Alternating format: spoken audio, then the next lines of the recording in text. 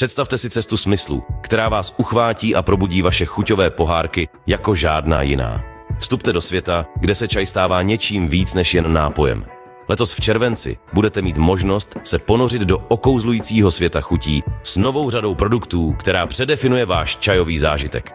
Každý doušek je oslavou kvality a symfonií chutí, pečlivě vybraných a zdokonalených k dokonalosti.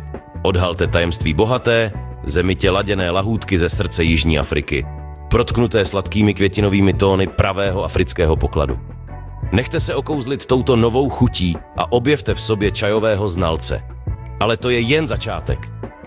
V budoucnu vám představíme další unikátní čajové poklady z exotických koutů světa, jako je Japonsko, země vycházejícího slunce. Nechte se překvapit netradičními chutěmi a poznejte čaj z úplně jiné perspektivy. Nevaříme jen čaj, tvoříme vzpomínky. Každý šálek je příběhem, cestou plnou smyslů a prožitků. Náš čaj vám pomůže zpomalit, vnímat a vychutnat si krásu každodenních okamžiků.